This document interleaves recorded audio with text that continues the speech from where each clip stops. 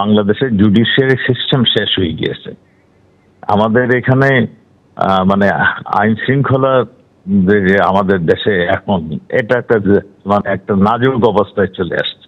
আমরা যাদের সঙ্গে লিবারেশন ওয়ারে আমরা যাদের বিরুদ্ধে যুদ্ধ করেছিলাম, পাকিস্তান এবং বাংলাদেশের যারা নাকি পাকিস্তানকে মানে সাহায্য করেছিল হেল্প যুদ্ধ করার জন্য, এই জামায়াত ইসলাম মানে যারা রাজাকার বাহিনী আল বদর বাহিনী বানিয়ে আমাদের বুদ্ধিজীবী আমাদের দেশে বাড়িঘর থেকে তাড়া করেছিল, তারাই আজকে ক্ষমতায় আসছে। এবং পাকিস্তান গভর্নমেন্ট আপনি নিশ্চয়ই দেখেছেন, পাকিস্তান গভর্নমেন্ট ৭১-এর প্রতিশোধ নিলাম বলে তারা দাবি করেছেন।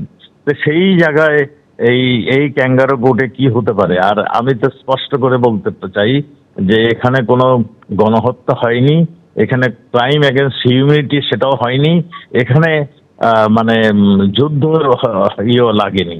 তো কেন এই কোর্ট? এটাকে এই কোর্টের অস্তিত্বই তো আমরা বিশ্বাস করি না। গণতান্ত্রিক প্রক্রিয়া না মেনে রিগিং করে ট্রাইব্যুনালের রায় পক্ষপাতমূলক এবং রাজনৈতিক উদ্দেশ্যে এই রায় ঘোষণা করা হয়েছে। মৌলবাদীদের ইচ্ছেতেই মৃত্যুদণ্ডের ঘোষণা করা হয়েছে। ট্রাইব্যুনালে মৃত্যুদণ্ডের পর প্রথম প্রতিক্রিয়া শেখ হাসিনার। ইউনূস শাসনে অরাজকতার শিকার লক্ষ লক্ষ বাংলাদেশি। আন্তর্জাতিক ক্রাইম ট্রাইব্যুনালের মাধ্যমে আওয়ামীকে বলির পাঠা করার চেষ্টা করা হচ্ছে। ইউনূস সরকারের ব্যর্থতা থেকে নজর ঘোরানোর মরিয়া চেষ্টা করা হচ্ছে। শেখ হাসিনাকে ফাঁসির সাজা ঘোষণার পাল্টা এই প্রতিক্রিয়া জানিয়েছেন শেখ হাসিনা। আবার আপনাদের বলবো, এই নির্দেশ সামনে আসার পর শেখ হাসিনা বাংলাদেশের প্রাক্তন প্রধানমন্ত্রী যাকে মৃত্যুদণ্ডের সাজা ঘোষণা করা হয়েছে তার প্রথম প্রতিক্রিয়া এসেছে। যিনি বলছেন গণতান্ত্রিক প্রক্রিয়া না মেনে রিগিং করে ট্রাইব্যুনালে রায় ঘোষণা করা হয়েছে, পক্ষপাতমূলক এবং রাজনৈতিক উদ্দেশ্যে এই রায়, মৌলবাদীদের ইচ্ছেতেই মৃত্যুদণ্ডের ঘোষণা করা হয়েছে। শেখ হাসিনা আরো বলছেন ইউনূস শাসনে অরাজকতার শিকার লক্ষ লক্ষ বাংলাদেশি। আন্তর্জাতিক ক্রাইম ট্রাইব্যুনালের মাধ্যমে আওয়ামীকে বলির পাঠা করার চেষ্টা করা হচ্ছে। ইউনূস সরকারের ব্যর্থতা থেকে নজর ঘোরানোর মরিয়া প্রচেষ্টা।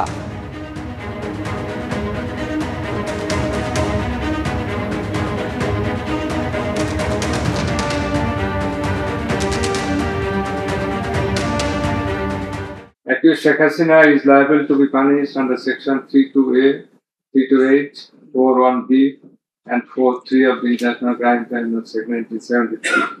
Accused Prime Minister Sheikh Hasina, accused Home Minister Asadujaman Khan Kamal, and accused Inspector General of Police Chaudhry Abdullah Al Mahmood liable for the atrocities. We have decided to inflict her with only one sentence, that is sentence of death. The properties of accused Sheikh Hasina and accused Asadujaman Khan Kamal in Bangladesh be confiscated in favor of the state. The government is directed to pay considerable amount of compensation to the protesters concerned in this case, who have been killed in July movement 2024. অধ্যাপক রাজাগোপাল ধর চক্রবর্তীর সঙ্গে এই মুহূর্তে আমরা যোগাযোগ করতে পেরেছি। রাজাগোপাল বাবু, কিভাবে দেখছেন যে নির্দেশ আজকে দেওয়া হলো বাংলাদেশের কোর্টের তরফে, যে তৎকালীন প্রধানমন্ত্রী, তৎকালীন স্বরাষ্ট্রমন্ত্রীর বাংলাদেশের একেবারে ফাঁসির সাজা, এবং আইজিপি যিনি ছিলেন, যিনি অ্যাপ্রুভার হয়ে গেছিলেন, তাকে 5 বছরের সাজা শোনানো হলো, কিভাবে দেখছেন এবং তার কতটা প্রভাব আমাদের দেশে পড়তে পারে বলে মনে হচ্ছে? তার কারণ এই নির্দেশ সামনে আসার পর রীতিমতন অগ্নিগর্ভ পরিস্থিতির দিকে এগোচ্ছে বাংলাদেশ আরো একবার। হ্যাঁ, দেখুন, এই যে রায়টা এরকমই বেরোবে যে আইসিটি অ্যাক্ট 73 অনুযায়ী সর্বোচ্চ সাজা হচ্ছে ফাঁসি। সেটা আজকে সকালেই আমরা বলেছিলাম, এগুলো এটা জানা ছিল, সবাই জানতো, যারা বাংলাদেশ নিয়ে একটু ওয়াকিবহাল তারা জানে যে বাংলাদেশে কোনো আইনের শাসন নেই, সেখানে যারা শাসন করছে তাদেরই আইন আছে। সুতরাং এইটাই ঘটবে। শেখ হাসিনা এখন সেখানে এক্সিস্ট করেন না, তার অর্গানাইজেশন খুবই দুর্বল, আওয়ামী লীগকে ব্যান করে দেওয়া হয়েছে, এবং যেটা আমরা দেখেছিলাম লকডাউন যেটা আন্দোলন হচ্ছিল সেটা খুব যে মারাত্মক ধরনের ঘটেছে তা নয়। সুতরাং তেমন কোনো প্রভাব ফেলতে পারেনি যেটাকে, যার ফলে বিচার বা সে দেশের যে বিচার, সামান্য বিচারটুকু রয়ে গেছে সেটাকে কোনোভাবেই তাকে প্রভাব ফেলা যায়। যাই হোক, যেটা যেভাবে বললেন 423 পাতার রায় যেভাবে মানে পড়ে শোনালেন, আমি অবাক লেগেছে। যারা আমরা বাংলাদেশ নিয়ে আলোচনা করি তারা শুনছিলাম, কিন্তু বেশ কষ্ট হয়েছে যে যাই হোক তাদের এই রায়ের এত লম্বা রায় ওনারা পড়ছেন।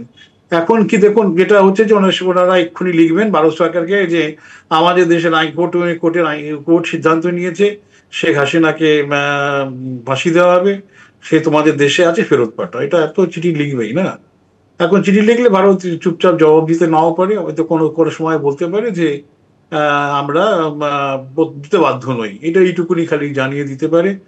কেননা যে চুক্তি আছে, বন্দি প্রত্যাবর্তন চুক্তি আছে, সেখানে রাজনৈতিক পলিটিক্যাল কারণে থাকে হলে আমরা কেউ দুটো দেশই ফেরত নাও দিতে পারে, এরকম কথা বলা আছে। ভারত বলবে তোমরা তো তোমাদের অনুরোধই আমরা রেখেছিলাম এবং দেখা যাচ্ছে যে তোমাদের মত পাল্টেছে, সুতরাং রাজনৈতিক ধ্যান ধারণা পাল্টেছে, আমরা ফেরত দেবো না। এটা ভারত দেখবেই। অথবা ভারত যদি মনে করে ক্ষমতাটা আর বেশি না বাড়িয়ে দালাই লামাকে আমরা যেভাবে আশ্রয় দিয়েছিলাম ভারতবর্ষে, একইভাবে শেখ হাসিনাকে যদি সেভাবে আশ্রয় দেওয়া যায়, অ্যাসাইলাম যেটাকে বলা হয়, সারা বিশ্বই এগুলো দিয়ে থাকে, তাহলে আর কাছে কিছু বলার থাকে না। চেঁচাবে, বাংলাদেশ চেঁচাবে, হই হই করবে, ভারত আক্রমণ করবে, 4 দিনে কলকাতাকে আক্রমণ, এসব বলবে, এগুলো তো করবেই, কিন্তু ভারত সেটা করতে পারে। আরেকটা যেটা অপশন ছিল সেটা গোড়ায় করলে ভালো হতো, সেটা হচ্ছে তৃতীয় কোনো সেফ দেশে বা যেমন কাতারে বা দুবাইতে বা অন্য কোনো জায়গায় ফেরত পাঠানো, তাহলে হয়তো ভারতের কোনো ঝামেলা থাকতো না। এটা আমরা গোড়ায় করিনি, যেহেতু গোড়ায় করিনি, এখন করলে লোকে ভাবলাম ভারত বুঝি ভয় পাচ্ছে, সুতরাং ভারত সেই অপশনের দিকে যাবে না। সুতরাং ভারত সরকারের পরিষ্কার বক্তব্য হবে যে আমরা সেখানে যাব না। এখন শেখ হাসিনার কোনো ইয়ে আছে কিনা, কোনো ধরনের পরবর্তী স্টেপ নেবার জায়গা আছে কিনা, এখন সেটা করতে গেলে ওনাকে বাংলাদেশে ফিরতে হবে 1 মাসের মধ্যে, সুপ্রিম কোর্টে অ্যাপিল করতে হবে, সেটা তো বুঝতেই পারছি ফেরার জায়গা নেই। এখন উনি যেটা করতে পারেন, আইসিসি যেটা হেগে আছে, ইন্টারন্যাশনাল ক্রিমিনাল ক্রাইম কোর্ট যেটা আছে, সেখানে উনি যেতেই পারেন, কিন্তু ওনারা হয়তো শুনবেন না। কেননা ওনারা হয়তো বলবেন যে তুমি সবকিছু তোমার তো সুপ্রিম কোর্টে অ্যাপিল করার জায়গা ছিল, তুমি করোনি, এটা হয়তো আইসিসি নাও শুনতে পারে। এই জায়গায় দাঁড়িয়ে হাসিনার খুব একটা অপশন নেই ভারতবর্ষ তাকে রক্ষা করা ছাড়া, এবং বাংলাদেশে ভারত বিদ্বেষ ক্রমান্বয়ে বাড়বে। এবং যদি এই সরকার বা এই যে 19-এর সরকার থেকে থাকে, যদি সেখানে সঠিক নির্বাচন না হয়, একটা গণতান্ত্রিক পরিবেশ তৈরি না হয়, যেটা ঘটবে ভারত বিদ্বেষ তো চরম পর্যায়ে যাবে। শেখ হাসিনা যা বাড়িটারি আছে সব তো ভেঙে ফেলবেই, এবং সবচেয়ে যেটা হবে কি, ওদের আক্রোশটা হবে সংখ্যালঘুদের ওপরে।